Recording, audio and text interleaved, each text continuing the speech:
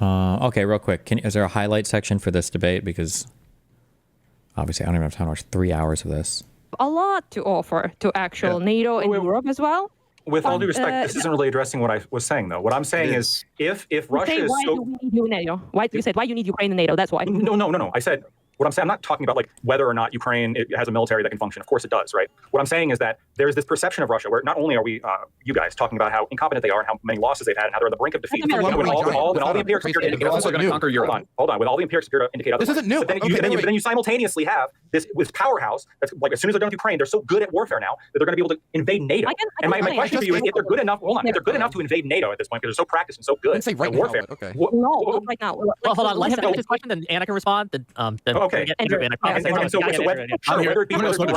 whether it be right now, whether it be in a month, or whenever you think that hopefully this war will end soon. I don't know how long you guys want to go for, but there's like a contradiction here of there's this pathetic military power that also poses a threat to NATO to the point where it's going to invade NATO, which is why we need Ukraine to join NATO, because that's the way you stop them from invading. Well, so either they're military, like they're so good at fighting now, like he's such a. This is why I hate that one guy did. Sorry, because they're all conservatives. Lactoid is not a good faith argumentation person. I don't even want to say he's an idiot, because the way that he constructs these points is that he can't be stupid. He must be intentionally doing mental gymnastics here to just make the most fucking ridiculous arguments in the fucking world. Like, when people say that Russia is not a huge issue, what they mean is that if the United States were to directly confront Russia, one, we would win, and two, that Russia should have been much more successful in Ukraine. Okay? So far, so good. When people say that Russia could be a threat to the rest of NATO, there's no contradiction there between, well, you said that Russia, wasn't good enough to take over Ukraine and wasn't good enough to fight the United States. So then how is it a threat to NATO if they invade Poland? Because the implication is that the United States will abandon NATO. That's the obvious implication, right? Because all the arguments that we've given for not helping Ukraine would also probably apply to Poland or any NATO country, right? World War III, fear of nukes. That's the argument. But I don't even know why I'm explaining this. Obviously, that's what the argument is. But Lactoid has no desire whatsoever. None of these mega debater guys have any desire whatsoever to engage with any actual argument or in good faith with any of these things. They just say the most retarded fucking things possible in order to get airtime on panels. They got with the finish that they're able to defeat NATO, in which case Ukraine joining NATO doesn't do anything for them since they have these plans anyway. I got what you're saying. Let me explain. So first of all, they aren't extraordinary well at the fighting. As you can see, they cannot really move to get their aims. But they're also severely underprepared and very faulty at the beginning of the invasion. Kind of similar thing that happened with Chechnya. I don't know how much you know about that conflict. But first Chechen war, they basically lost. They lost insane amount of equipment, insane amount of people. They couldn't accomplish any of their aims. So what they did is that they done a ceasefire deal, a peace, as Russians do. And in 4 year time, they attacked again, much better prepared, knowing the strong points and the weak points of their enemy, and they succeeded second time. So this is what we are trying to avoid with as much as we can in Ukraine. Which about the NATO thing is that if you listen to again, the problem with bad faith debaters, especially people like Lactoid, this is a waste of time. Like Anna explaining it, this is a waste of everybody's time. Like everybody knows this. Everybody should know. This is very obvious, right? Like why? Like it's very obvious what's being said. Why the fuck are we even having to explain this? This is stupid. Russian people, for example, the Russian officials, what they say, they will tell you. They say that what they need from Ukraine is human resource. What they need from Ukraine is resource to mobilize, because most of the common Russian practices is to not mobilize people from Moscow, from St. Petersburg, but mobilize people from the poor, like marginalized parts of the country, like Asia parts, people that regular Russians really don't care about dying. So that's kind of what they do. They want to use us as a resource, which much like Germans, for example, used Slovaks when they occupied Czechoslovakia to then invade Poland. And this is like a very common strategy. We have a lot of people. We have a big country, not compared to you, but compared to many other European countries in terms of the population. We have massive amounts of weapons now. We also have massive amount of experience as well. So yeah, they are mobilized. Most people from Donbas, like I recently just talked with my very close friend from Donbas, soldier who's at the front currently, and he said like there's like no man in Donbas at this point, because most of them Russia mobilizes and throws at us, right? So this is just a thing they do strategically. They also can use Moldova, they can use Armenia, Belarus, countries that are not currently in NATO, Georgia, countries that they already have precedents of invading and annexing territories. And after that, with all of that, they have a much better strategic position into attack, let's say, Baltic. Okay, just real quick. I would like to respond to this. I understand, pretty much. Real quick for housekeeping. I will get to super chats at the top of the hour. Andrew probably wants to say something. Yeah, and Andrew does want to say something. I would like to respond to that though, real quick. Is it, I think there's again another problem here when we're playing up all the men and like manpower issues and material loss that Russia is experiencing, and then also insinuating that they have this goal where they're going to use the occupied territories like Crimea and then use them in order to be able to conquer NATO. I think it's ridiculous. I think that Russia. See, like we don't. I hate this. This is so boring. This is why there are no like real conversations anymore in politics because of people like this, right? Like there's never going to be an actual substantive debate. I almost want to just like argue the pro Russian side because I could do it better than this. There is no actual interesting debate on, should Russia expand, in the modern era? Do they have like a higher, like, does Russia have some kind of moral authority over Europe or some moral authority to expand their territory or to push for like a multipolar world or something like that? I guess even, I feel like maybe, no, I was gonna say even Hinkle or Haas might be able to have that discussion, but it's not. It's just like I don't know what you mean. Isn't a contradiction because you say they're weak and you're strong at the same time. It's just like the most fucking knuckle dragging, dipshitted fucking arguments in the world to waste everybody's fucking time. Even if they had all of Ukraine, which they're not going to get, but even if they had all of Ukraine, aren't going to touch NATO. There's very specific reasons why they're not going to touch NATO. The reason why this rhetoric is being played up is because it's trying to secure Western funding for Ukraine, right? And one of the ways you can get Western, like one of the ways you can get Westerners to like fork over money is if you make them feel afraid. Next, the Russians are coming for you, but the reality is they're not. They're not going to be going for any NATO country. Except for the bombings, the arson attacks, and the railroads are blowing up, and assassinations, and the attempts to manipulate our democracies and bind a politician. Except for all that, they're not doing anything. Andrew, They do that. They did invasions. They just did invasion 3 years ago. No one listens to Borwick. Okay. Andrew, welcome to the show. Thank you so much for having me. You're all in. You've been hearing. You're caught up with the conversation. Yep. Go ahead. What's your thoughts? Not much has changed in the opposition argument for the past 3 years. It's like just rehashing the same arguments over and over again, which is just like war is bad. People dying is bad, but then they don't actually admit to the point of like, it's such a child's take. It's like literally like level 1 tutorial. Yeah, what a childish thing to think. Yeah, it is because it's devoid of the nuance. It's devoid of the facts of what's actually happening within Ukraine. So when you minimalize Ukraine and Russia's invasion of Ukraine, just war is bad and people are dying is bad. It does nothing to the people that are actually suffering and dying at the hands of the Russian war machine. And especially when you're not even arguing for security guarantees for Ukraine so that will stop in the future. You're doing nothing for that. It's a nothing argument. Anyways, Russia's military power. Their military power adapts over time, right? They learn over time and they get better as time goes on. So it's not a problem. It's not an issue right now. By the way, I'm a 10-year Army veteran. Shout out to Wick. I know you're a veteran too. 88 Mike Motor Transport Operator. Was deployed to the Middle East for 9 months in support of Operation Enduring Freedom. So I can speak a little bit on military stuff, but that's not really what we're focused on because Russia fights with information. They fight informational warfare. Hello, they just gave millions of dollars to tenant media, which just disseminated lies to Trump supporters and MAGA media to lie about what's happening within Ukraine. That just happened. Like we just found that out last year. Russia is destabilizing Western countries from within. We're fighting ourselves. Russia doesn't have to even bring military equipment to NATO countries when we're going to defeat each other, and then Russia's going to do the fucking dance right over our countries immediately afterwards. Okay, that is the actual fear. So it's a future issue in terms of military and like the Russian military coming across the border to kill people, but they're actively working against that right now. They're actively working to further that future thing that we're afraid of, actually, because it is a legitimate fear to have. Weird, because they've only done it throughout my entire lifetime, twice in Chechnya, Georgia, Ukraine twice. They have troops in fucking Moldova. This is just a constant problem. But for some reason, the people that stand up and support Ukraine are like, hey, this is wrong. Russia's consistent invasions need to end. Oh, war bad. Hey, Ukraine, stop defending yourself. Hey, how about like, let's go back 15 years to Lactoid. Yeah, okay, fine. They're invading Georgia. That's Eurasia. You really think that they're going to go from invading Georgia to invading a European country? Ukraine is its own since 91. Come on, seriously? Like, it's Georgia. Who the fuck cares? Most people don't even know where fucking Georgia is, right? You would make the exact same arguments 15, 20 years ago about them going to Ukraine after Georgia. I'm sure they will, right? Like, it's the same shit. It's so fucking stupid. But if you ever get attacked by someone, I'm going to have a third person show up and tell them, hey, stop defending yourself. Stop defending yourself. Allow that person to attack you. If you defend yourself, you're just going to further the attacks. You're just going to make the fighting happen, and people are just going to throw fists at each other the whole time. It's like the war in Ukraine, Russia's invasion of Ukraine is not a bar fight. It is not something where you're having a nuance outside the bar and or you're having a nuisance outside of the bar and you just need it to go away because it's inhibiting your business. It's inhibiting your place of business. That's not what this is. Russia is trying to absolutely eliminate the entire Ukrainian identity. They're doing it. They're destroying churches. They're destroying their cultural sites. They're destroying their history. They're trying to remove their language, actually, counter to the Russian propaganda of like the Ukrainians are trying to remove the Russian name. Well, I went to Kharkiv, which is where Anna lives. I was like, what is this? This is not Ukrainian. What is this? Oh, it's Russian. I'm like, oh, weird. I thought that the Russian language was removed. Why are all of these signs in Russian? Why do I actually have to install Russian language on my phone to walk around Kharkiv in East Ukraine?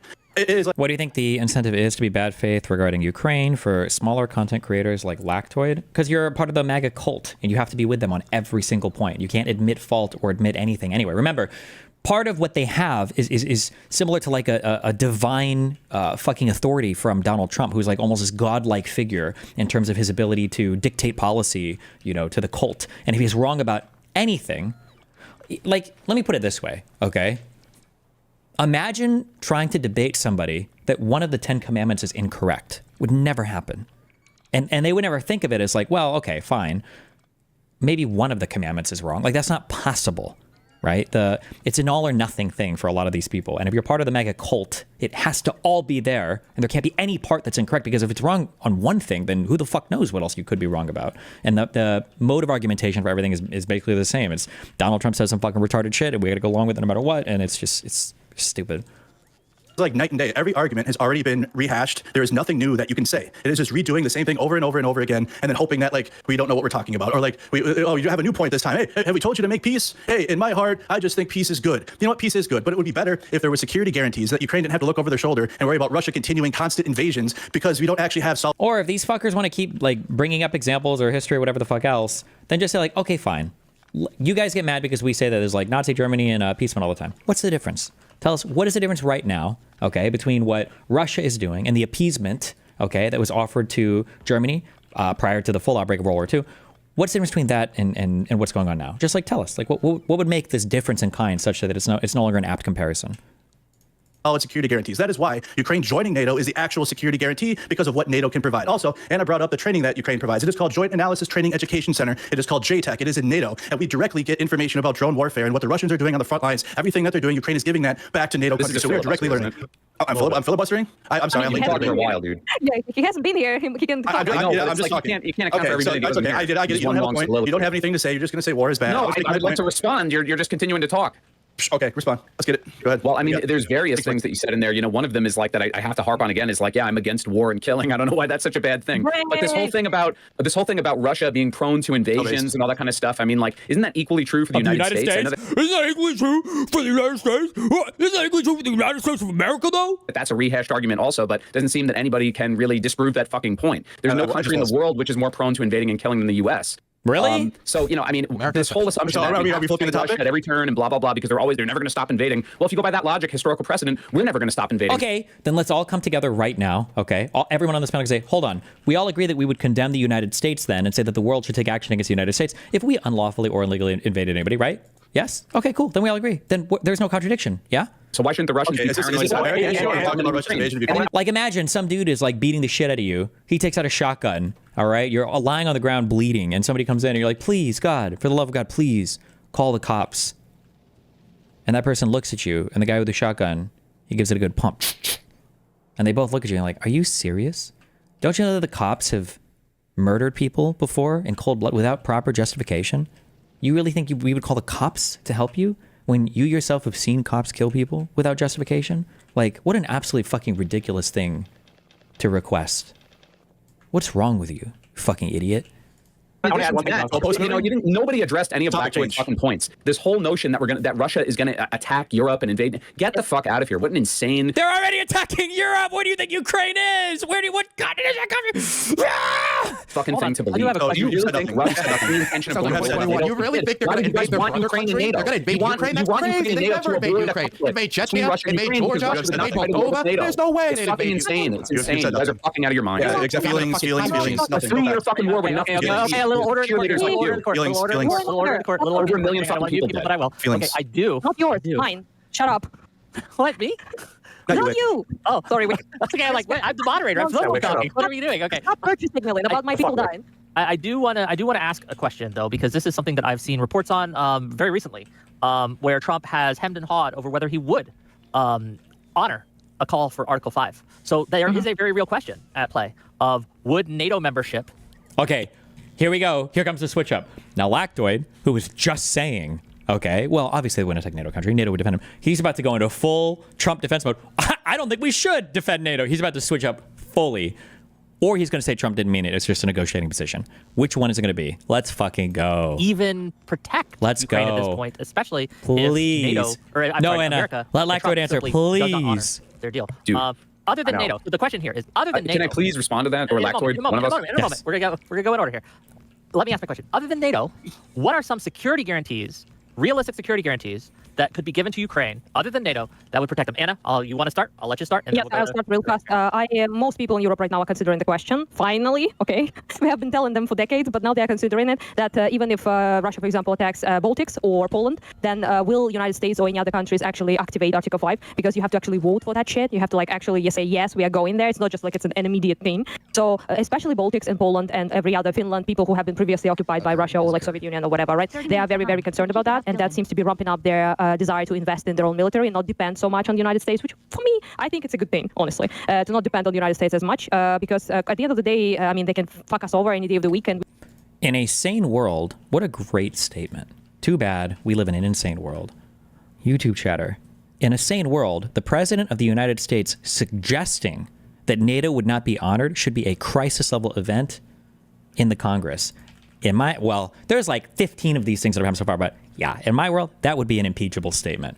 The fact that you would even, especially for a guy who says so much, well, I'm not going to negotiate in public. I'm not going to say that publicly. I don't want to hurt my negotiating positions. For you to even suggest publicly that you would undermine basically this foundational, pivotal military alliance that has ensured an unprecedented level of peace and tranquility for the most part worldwide, that you would even suggest that publicly? Why would you even fucking say, even if that was your position, why the fuck would you say that?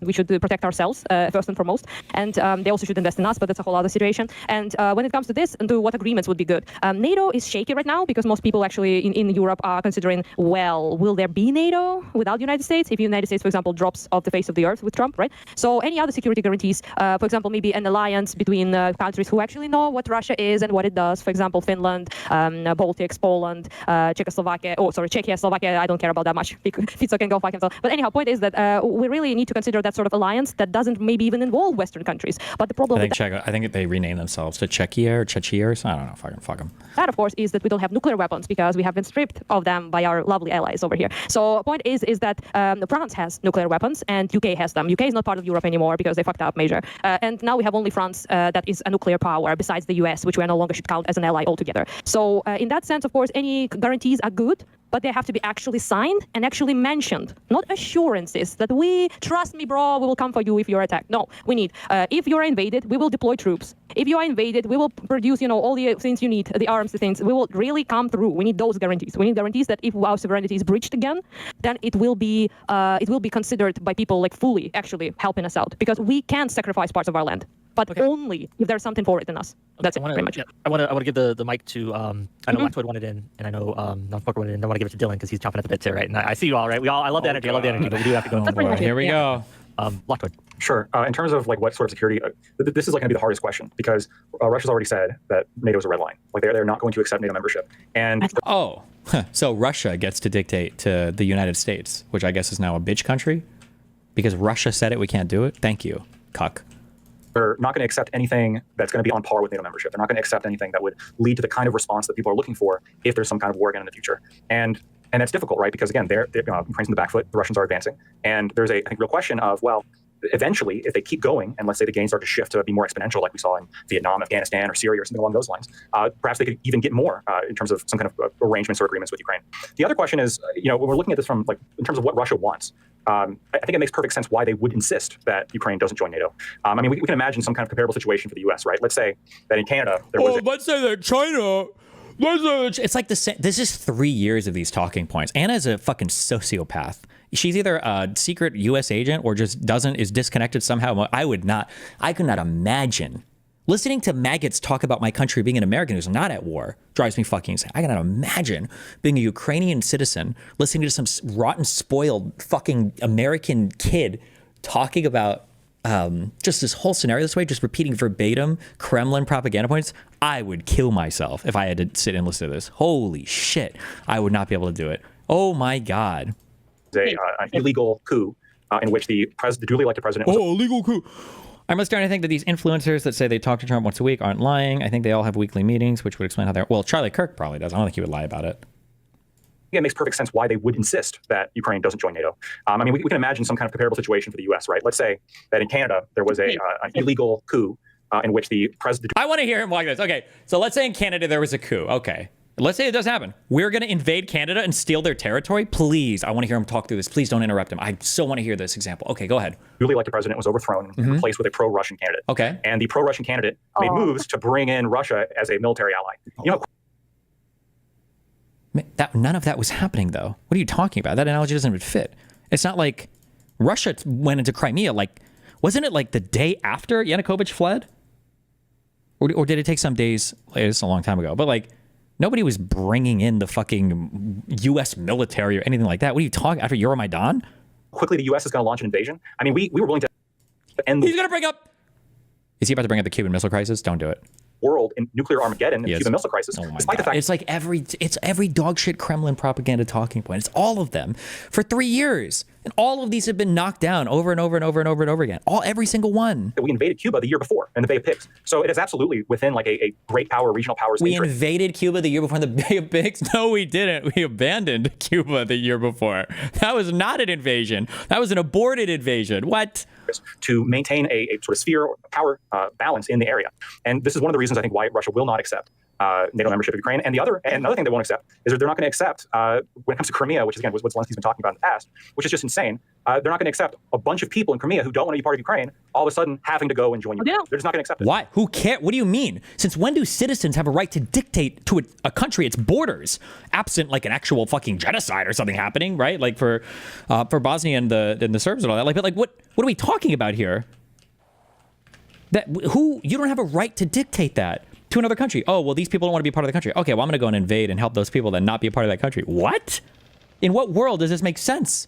How do you know? How do you know they don't want to be part of Crimea? Tell me right now. Every poll. Because they did a poll once after they were taken over. It was 96%. Don't let him pivot away. He never answered the question. He never answered. The question was, what security guarantees can we give Ukraine? He's like, well, we can't do this, we can't do that. He didn't give an answer. No security guarantee. Okay, but this is you said when you open it. And then keep in mind, okay, people like Lactoid, I'm sure, we can go back and find examples. I'm sure I haven't even seen it, but I know he did it, right? These people were guzzling buckets of Trump negotiator cum. He's the master negotiator. He negotiates so well. He's the best negotiator ever. Oh, cool. Okay, well, what are we going to do for Ukraine? Well, we can't do anything because Russia's so big and brave. They're so big and strong. We can't literally fucking do a single fucking thing. It's like, where the fuck is the master negotiator then? What are we negotiating? What?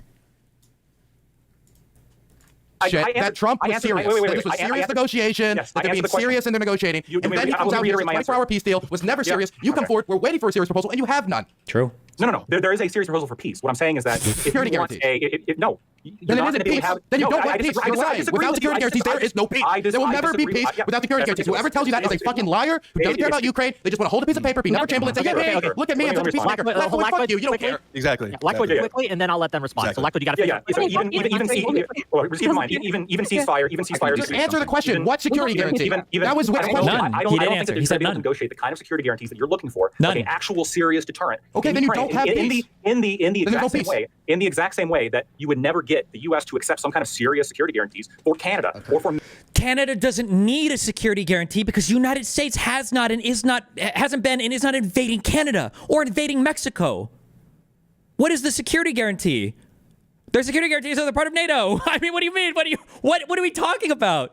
Well, I'm sorry. Hold on. Excuse me. Delete the VOD today. My bad, because that might age really poorly. Who the fuck knows? That might age really poorly.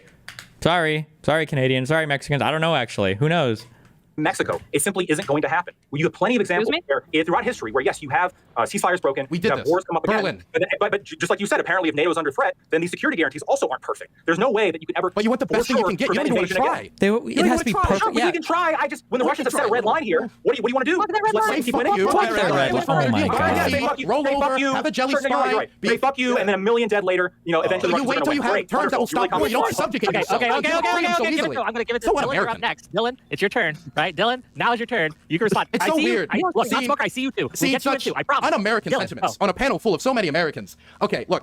It's one thing to be like, if we can negotiate with the Russians to avoid a war and avoid all these deaths at the start, and have all that, that'd be great. But to be clear, if there was no NATO, if there was no United States, if there was none of these alliances, Russia would still invade Ukraine. I firmly believe this. The Russians have described ideologically, they believe Ukraine's part of their empire. They think it's an extension of the Ruski Mir. That's the essays Putin has written. These are the speeches he has given. And you can cite whoever the fuck you want about NATO expansion, this NATO expansion, that. At the end of the day, if NATO wasn't there, it would just make this job easier. True. If anything, if there was no NATO, if there was no America, if it was just Ukraine isolated by itself, no Finland to back them up, no Estonia, Latvia, Lithuania, no Eastern Europeans, divide and conquer, they would be more excited to invade. They would feel no compulsion to ever come to the table whatsoever, because it would just be like the Tuvans, it would just be like the Chechens. It would just be another sad chapter in history where there's an end to the book of the Ukrainian story. And so when we talk about a million deaths later, the question is, do you surrender, let them kill people anyway, line up the people who believed in Ukrainian civil society, who believed in Ukrainian democracy, who were fighting against anti-corruption efforts, who didn't want a Yanukovych type figure to come back and try to re-embed the type of corruption that they've desperately been trying to pull out, and they're still trying to pull out from their own government. They were never going to accept that. And so when you say, a million deaths later, it comes off as so hollow, you don't really care, because how do you avoid it? Because we get to the hard questions, and this is the problem with Trump. And this is the problem when you say, Trump had a serious proposal to end war. No, he didn't. He said 24 hours, 24 hours, 24 hours. That's all he said, just like healthcare. Concept of a plan. Trump hasn't even been able to get to Hamas.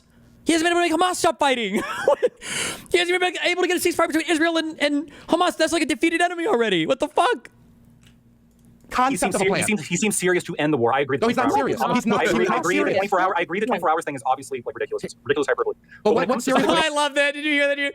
It was hyperbolic. Oh, it was just hyperbole. Where's the Drake laptop gif in my chat? It was he was being hyperbolic. Oh, at least we moved on from negotiating tactic to just hyperbole.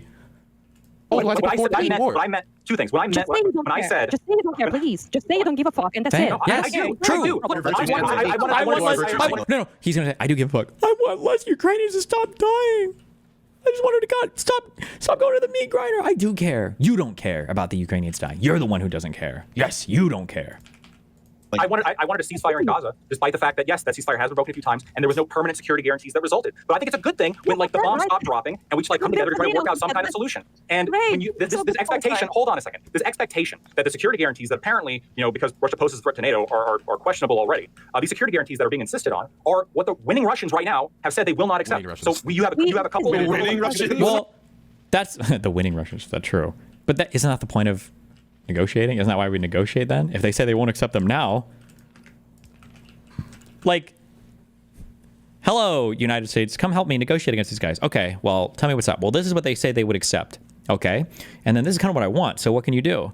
Well, like, if that's what they say they would accept, I mean, that's what they say they would accept. Art of the deal. Art of the deal.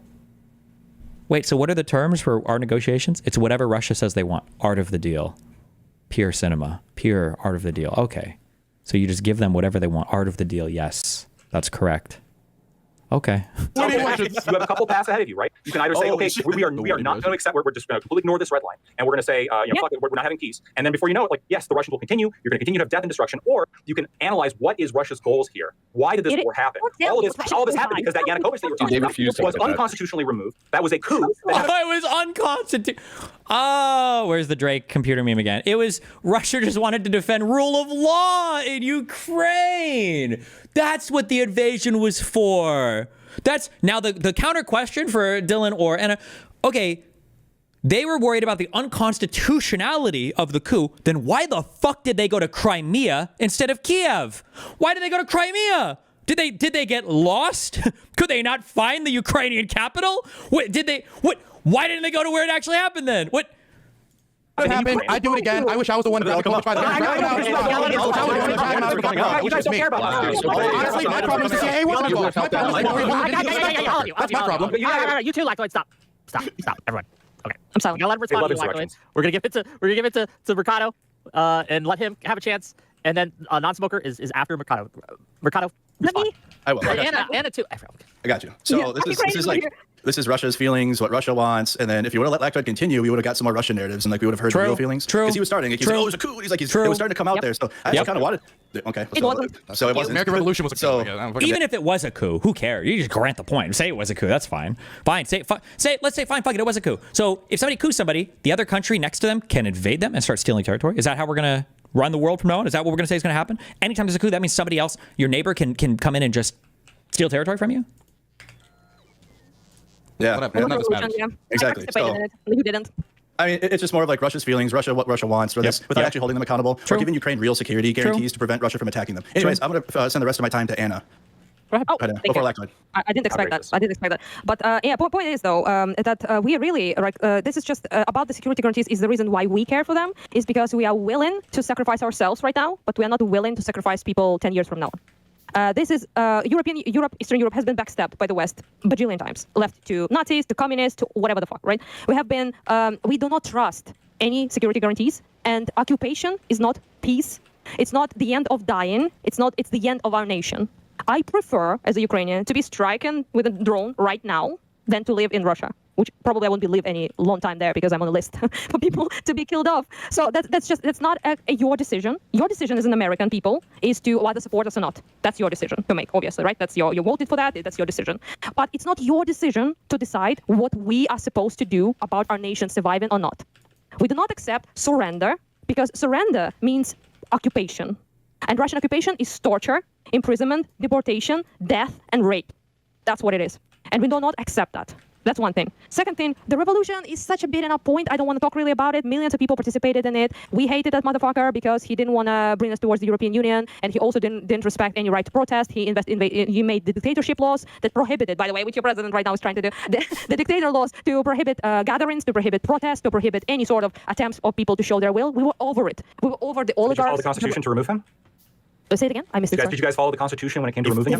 He fled. Fled to where? No, Russia. Russia. And into Russia. Kharkiv and then Donetsk, and he was still in Donetsk at the time of the vote, right? And?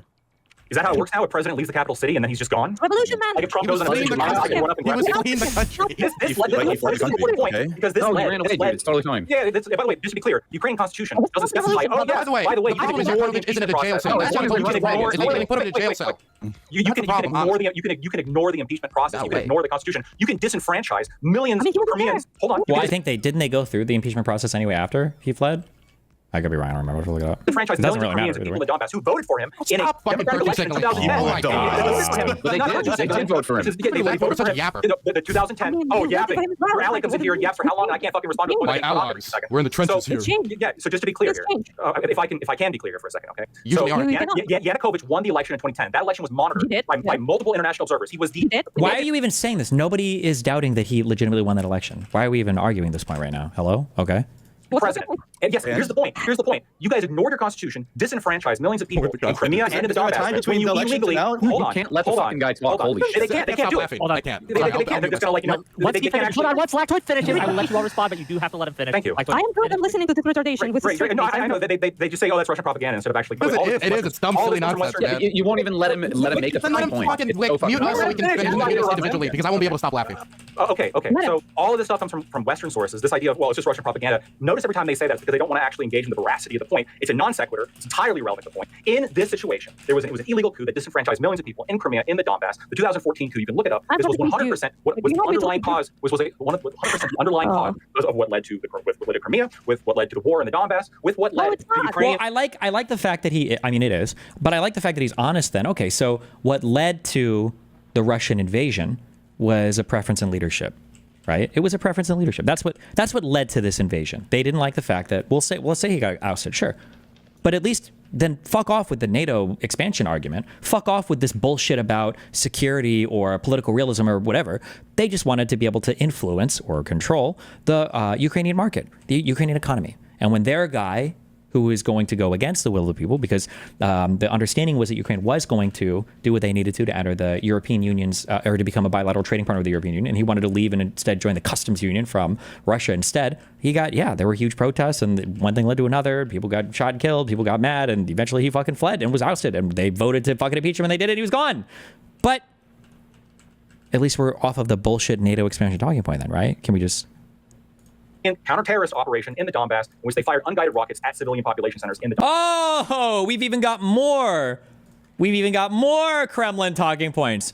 I haven't heard this one in a long time. He's got like the rerun Kremlin talking points. One of the bullshit arguments that Ruskies, I don't even know. No, yeah, they would do this one, was the idea that the reason why they had to invade the Donbass was because Ukraine and ethnic Ukrainians were genociding civilians who were just innocent civilians in Donetsk and Luhansk. They were these poor innocent civilians, and Ukraine was just shooting rockets at them and murdering them all because they were ethnic Russians, because I hated them so much, and it was Azov and Nazis who were doing it. Hold on one second.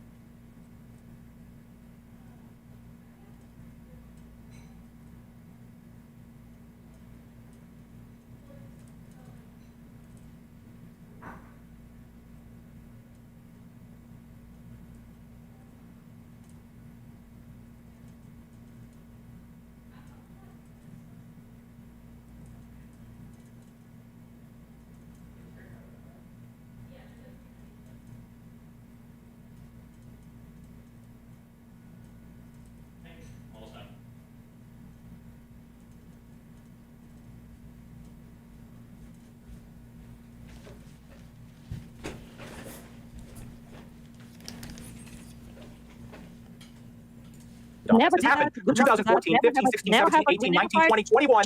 According to amnesty, you guys did. And then 2021, like all you said your thing.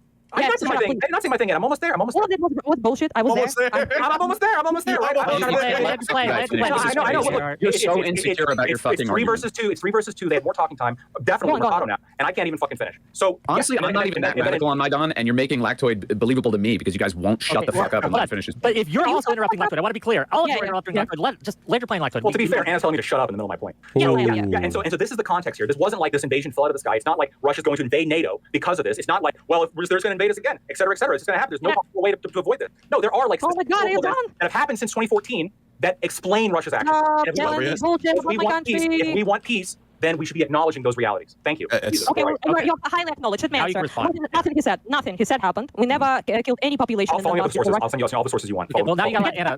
Anna's sources. Yes. No, the audience. Okay. Whoa. This is cool, but we cover the Balatro subreddit drama. There's Balatro subreddit drama? Can you explain the genocide in the Donbas thing? The Russian military has been supporting, first covertly and then overtly, basically operatives in the Donbas to fight a war against Ukraine.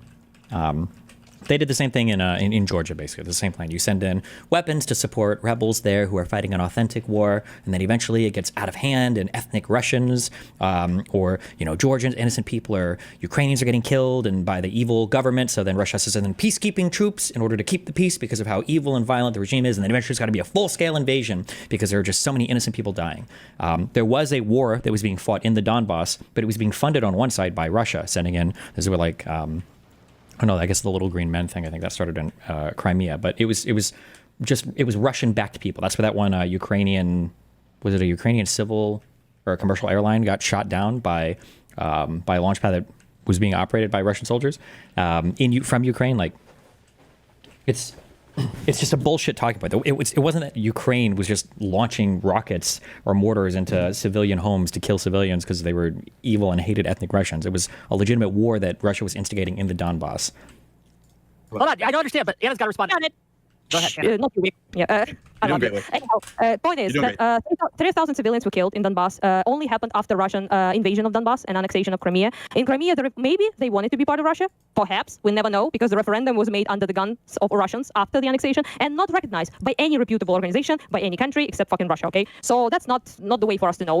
By the way, in 1991, the Crimea voted to be independent, to be part of Ukraine. So and so did Donbas and all the other parts of Ukraine. So that's one thing. Second thing.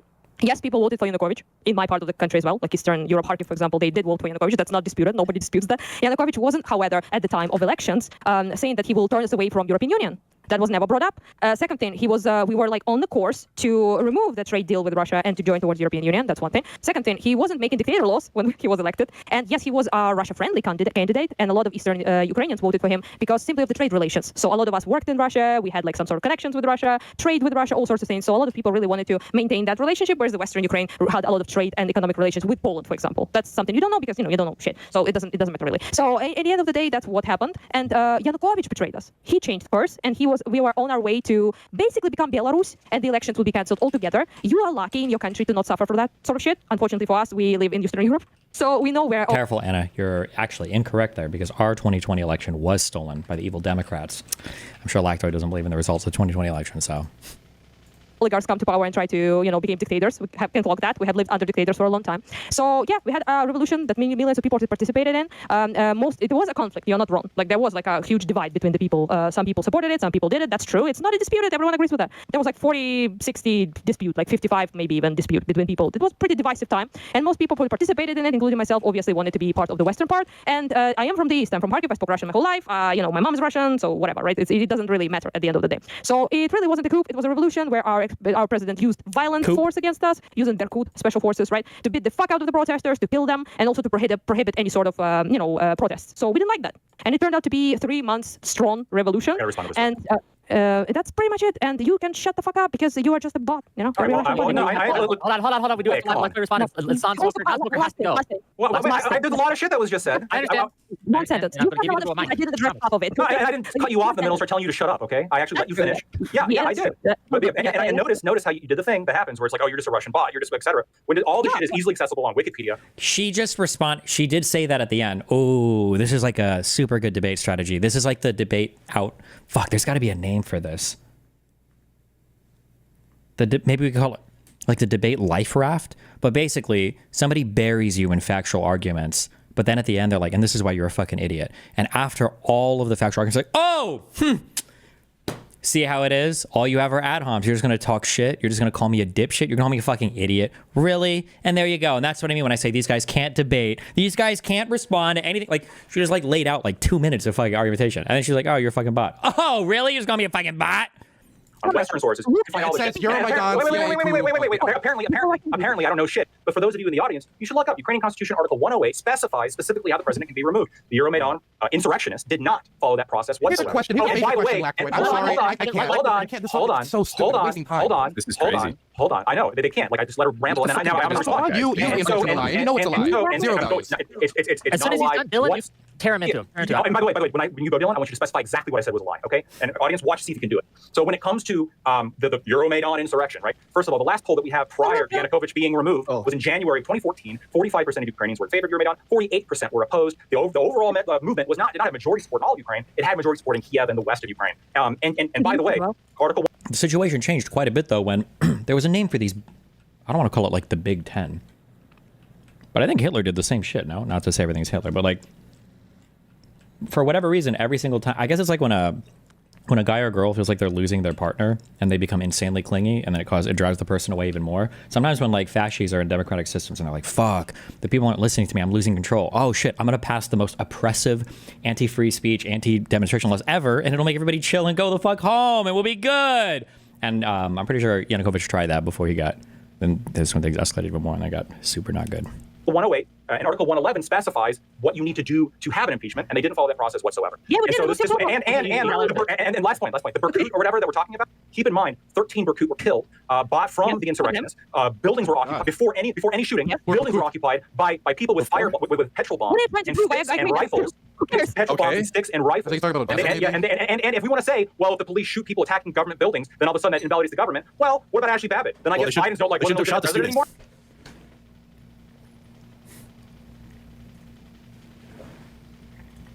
That's not how that works. That's not how constitutions work. How constitutions work, if you actually care about constitutions, if you actually care about the rule of law, you have to follow constitutions. All of this preceded directly. Didn't you support the guys who wanted to terminate the Constitution? All of this directly preceded Russian involvement when it came to Crimea and the Donbas. Remove a dictator. We removed him. What's your point? Nobody argues with you. You're correct. Okay, if you're going to break the law, if you're going to break your own constitution, don't act Pikachu face when Crimea wants to leave. Dylan? No, when they want to leave, it's nobody's acting Pikachu face, but it's about Russian invasion. God, this guy's such a fucking slimy, disgusting fuck. Please, Lord God, please. I'm not going to say it. I'm not going to say it. I didn't say anything like that. They didn't want to leave. They want to leave. The UN data said they wanted to leave. That's not true. The UN data too. The most recent UN data before the annexation, so basically it's high. Yeah. Have you seen the one directly after the annexation? 88%. After the annexation, when the Russians. God, really, bro? Okay, you know what? Tell me when I can talk because I thought it was interrupting your schedule. It is. Oh, are you kidding me? You've been cutting me off every fucking time. Don't act victim. Shut the fuck up. Dylan. Okay, so you shut the fuck up. Leftoid is very un-American. That's what I would say Leftoid is. Because if your first thought is, hey, if Biden hired MS-13 gang members to go beat up protesters and try to provoke shit, and then say, you know what, protesting's not allowed. You can't grow up and get in groups of 3 people. I don't care if I pulled out a disagreement in the middle of the night. I don't care if my security services wrapped screws and nails on flashbangs and threw it in the crowd. It doesn't matter if some people died. It doesn't matter if some kids were beaten. It doesn't matter if all that was publicized. Anything can be done because there was an election. So it doesn't matter if he does something illegal. It doesn't matter if Yanukovych does something unconstitutional. It doesn't matter if he murders his own people. It doesn't matter if he tries to get rid of civil society as a concept by trying to ban protesting. If Biden banned protesting in the United States after hiring MS-13 gang members to beat up protesters, Russia, you guys wouldn't be saying we need to get rid of Biden. Biden needs to be impeached. Biden needs to be removed, or we need to, if that's not possible, Zelensky banned anti-Ukrainian media. Wait. Listen to this. Oh my God. There's no response. It's not the murdering of Ukrainians by the government doesn't matter to him. The Yanukovych banning protests doesn't matter to him. He does not believe in American principles when it comes to Ukraine. He's fine with them being controlled by an authoritarian government. Freedom's for me, but freedom's not for thee. So he's going to come here, and his main thing is, well, the Russians seem pretty provoked. And, it wasn't exactly, it wasn't constitutional how they removed the guy that was murdering them and banning protesting. Listen to yourself. There's law and order, and there's subservience to power. And that's what you're asking the Ukrainians to have done. Zelensky banned media. Zelensky banned media that's opposed to him. There's a reason why. Like, look, this disgusting subhuman sniveling fuck is literally reading off a list of like, it's probably got like, there's a huge picture of fucking Hunter Biden's cock. Then there's probably a huge picture of Vladimir Putin fucking his dad in the ass. And then right underneath it, he's like, okay, what do we got for talking points? Zelensky banned media. Zelensky banned the media. Zelensky banned the religions. Zelensky banned the Russian language. Zelensky's a dictator. He's not holding elections. And then scroll down for more like Hunter cock gifts and everything. Zelensky banned media that's opposed to him. There's a reason why. There's a reason why Coach Red Pill is dead right now. Oh, it was because Zelensky banned foreign YouTubers? Oh shit, I didn't know that. And here I thought he was accused of fucking informing to the fucking Russians military positions that I think Coach Red Pill actually admitted and then was live streaming himself trying to flee the country when I think he was under house arrest. But okay, sure, all right. I think Zelensky and last point here. I think Zelensky have his balls tucked. I can say I lie about something. 2 weeks. It doesn't matter. I can say I have such gay loving sex with Zelensky. I slammed his cheek so hard. I can go there next week. The week after that, free speech still exists. Everyone, okay? I don't like using the mute button, but I fucking will. Non-smoker has been so patient, and I know we're all in our feelings. Okay, I get it. It's very strong. There's a lot to talk about. But please, if I tell you to shut up, listen to me. Okay. Go ahead, non-smoker. I will unmute the people now. Go ahead. Yeah.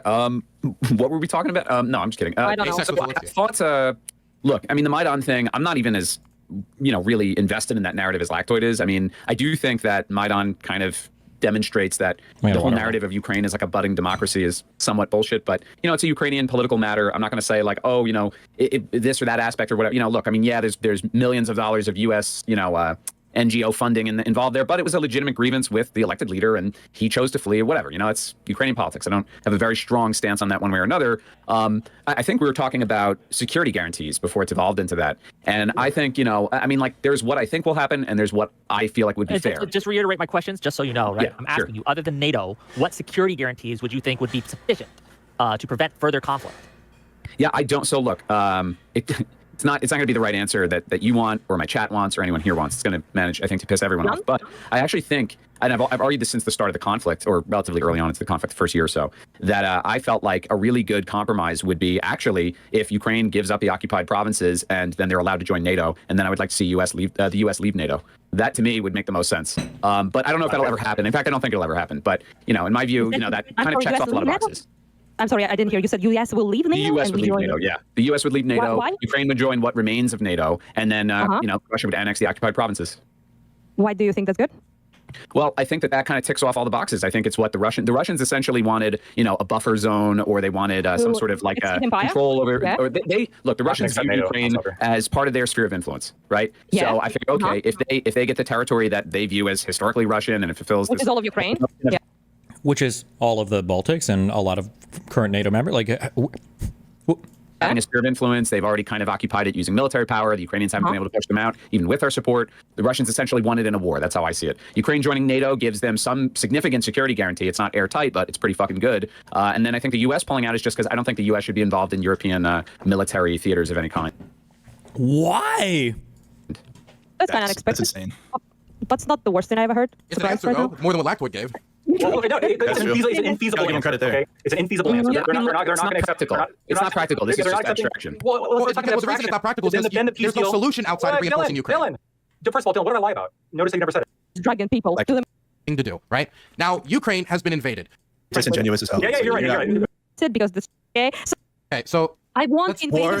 I do think that when we talk about the manpower problem with the Russians, but I do of an occupied scale of existence with Zelensky, and I'm going to do it again in front of his wife. I'm going to go in a month, and I'm not going to be arrested. Sure. Are you initiating that I'm lying because I will be on record? He's spewing lies, Wick. It's like what is this? President disrespecting you by attacking this week. President disrespecting you by attacking Ukraine when you're trying to make peace there. Is President Putin disrespecting you by attacking Ukraine when you're trying to make peace there? What did he do? Is Putin disrespecting you by attacking Ukraine? Trump said, what did he do? Well, he's attacking Ukraine. Is he disrespecting me? Yeah. Who are you with? I'm Michael Burnbaum, the Washington Post. You've lost a lot of credibility. Go ahead. What else? I didn't say it. I didn't say anything. I didn't say anything. Just so you know, I didn't suggest it. I didn't say anything. I didn't say I'd be happy to see it happen. Okay? Never said any of that.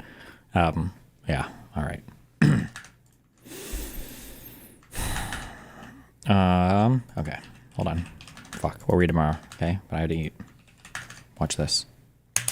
My friends, much like Plato, I am finding myself questioning. What is Play-Doh question? You ever eat Play-Doh before? Democracy.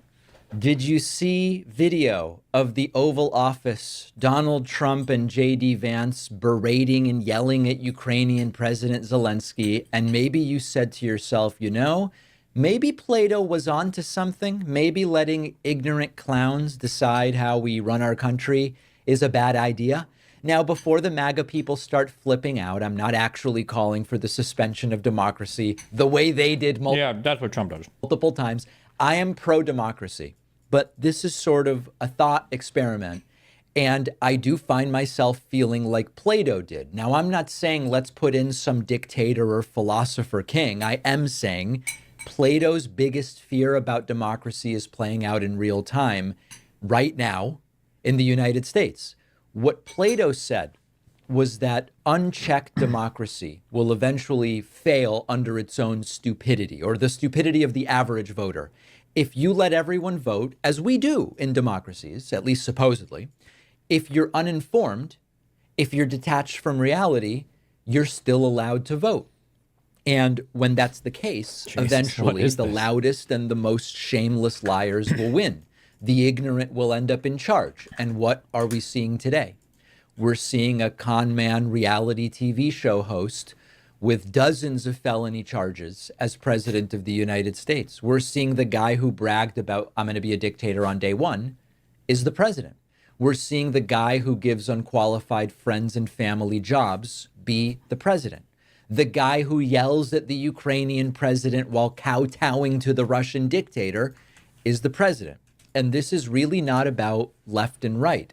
This is simply about whether facts, logic, and basic reality can survive when millions of people prefer entertaining nonsense over the truth.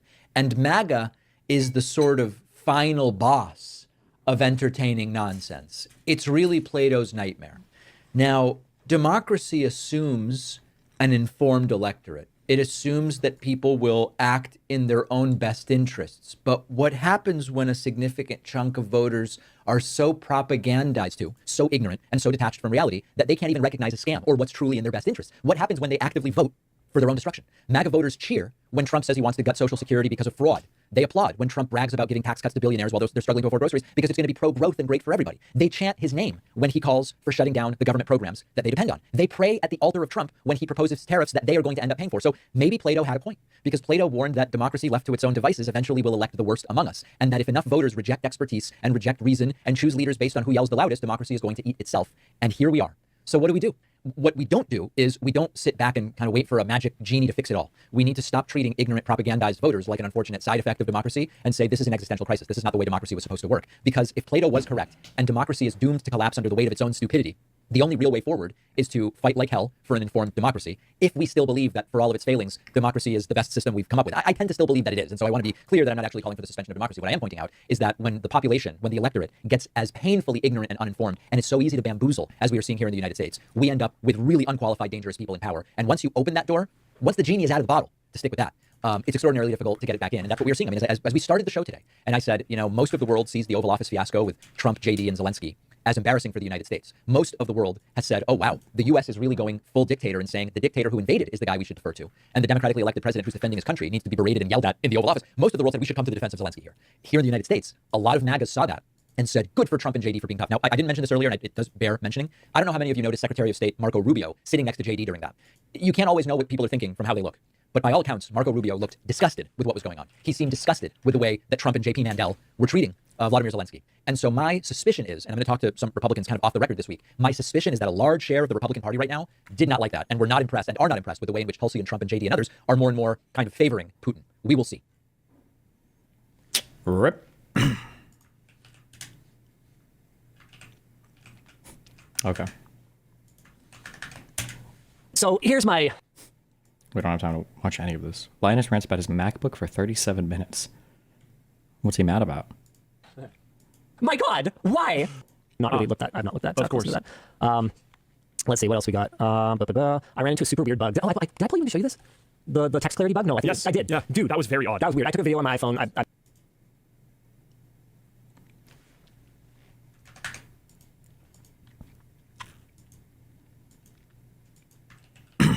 don't know if we'll listen to this tomorrow. We need to listen to this elephant graveyard thing. We'll do that tomorrow. Congress is still meeting, if not... Who are these people? The Future Democracy in America, a conversation with the Atlantic.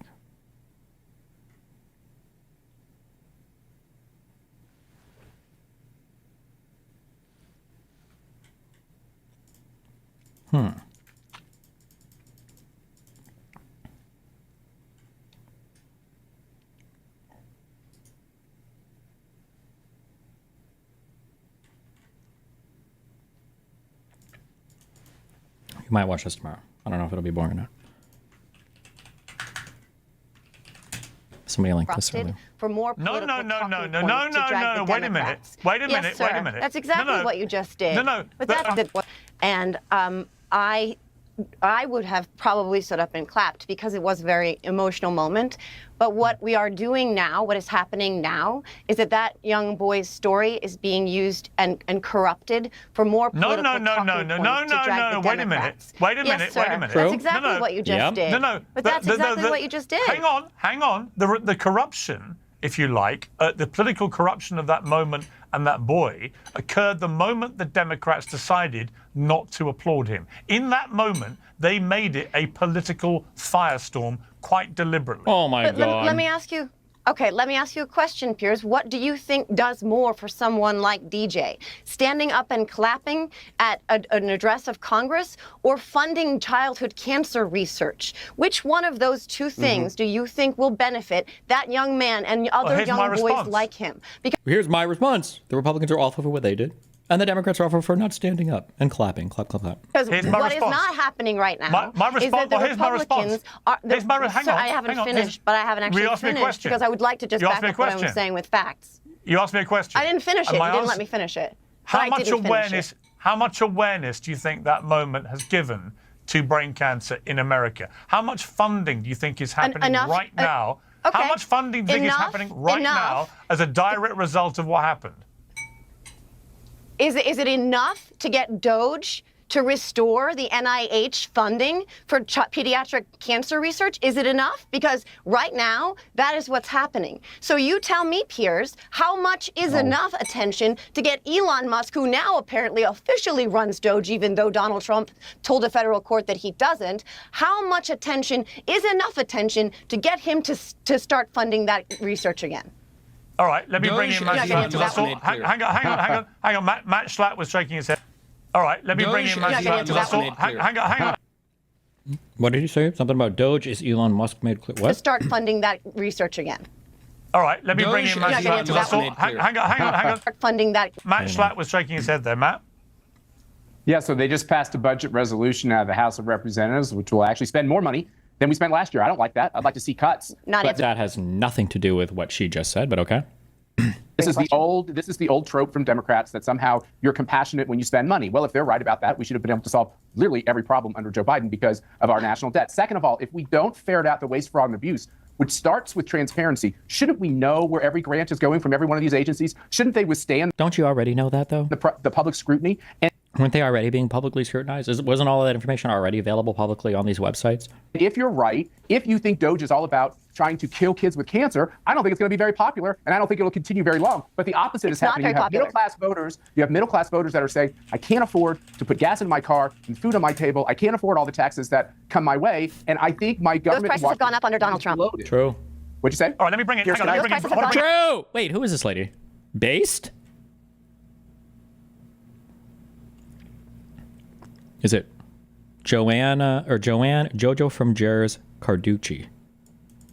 True. Up under Donald Trump. Let me bring in Brian, because Brian's been reacting. 45 days. Okay, hang on. Let me bring in Brian. Wait, Brian. so it's not... 45 days. Oh, I'm sorry. So it wasn't day one. We don't have a Trump effect before he gets into office. It wasn't day one, and now it's 45 days in. How many days does he get? What do you think the actions he's taking now are going to do to prices, all the tariffs and everything else? He said that the little thing that they were experienced was attributable to him. He said that. Jojo, take it in turn. Jojo, let me moderate the panel, please. Brian, you were shaking your head again there. But let me ask you, Brian, just from a human point of view, the optics of what the Democrats did in relation to that young man, DJ, well, obviously, never mind anything else, just politically, ludicrously self-harming. everyone woke up today and went, what the hell? You can't even applaud a young boy? Here's my problem with this argument. Where were you guys when Marjorie Taylor Greene and Lauren Boebert were screaming at Joe Biden? Part of when Joe Biden, when he was talking about his son, issue that killed his son, possibly. At Joe Biden during the State of the Union when he was trying to honor the soldiers who passed away in Afghanistan. I was saying how people wrong like Michael and I understand, but people like Michael and others on the far right were not. Where were you when Marjorie Taylor Greene was decked out in her ridiculous MAGA gear looking like an imbecile? The problem I have with this, and I agree with JoJo here, the problem I have is it seems to me that people are using death and they're using people for political gain. For example, there were illegal immigrants that committed terrible crimes under the Trump administration as well. Why weren't those victims invited there yesterday? I feel like MAGA Republicans and Donald Trump, for example, uses a police officer's death, which is horrible. We all agree, a terrible thing, right? But there were plenty of police officers that passed away under or were murdered under the Trump administration as well. Why didn't Trump go to those wakes? Why weren't they invited yesterday? Why is it only people? Brian, hang on, just to be clear then, you condemn all of it, do you? In other words, you condemn what Marjorie Taylor Greene did. So by definition, do you also condemn what the Democrats did last night? Are you an all-encompassing condemner of that kind of behavior, or only if it's Republican?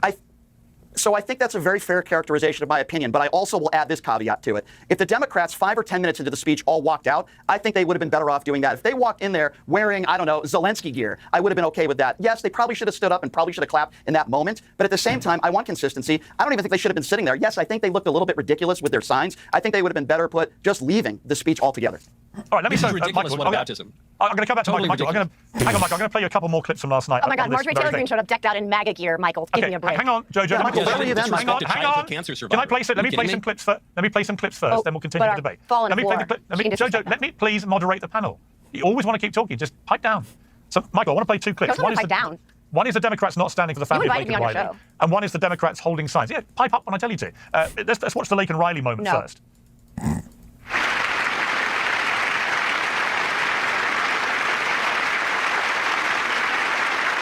It's called the Laken Riley Act. So Allison and Lauren, America will never, ever forget our beautiful Laken Hope Riley.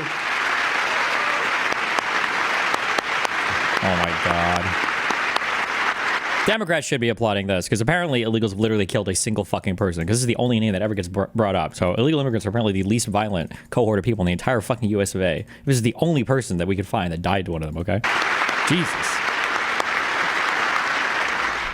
Again, Michael, to me, staggering that there were some Democrats there sitting down and not applauding that family. Whatever your politics, that's about a family of a woman whose life was desecrated in the most appalling manner. The least you can do is show the family some respect. Put aside partisan politics. The second thing was the Democrats holding all these signs, which I just thought, we've got pictures of it here. I just thought it was so childish. It was so like sixth form common room stuff. You know, their little signs, false, false, false, etc. I just thought that was embarrassing. And again, it comes back to my original thing, which is the Democrats just do not know how to tackle Trump, particularly Trump Mark II.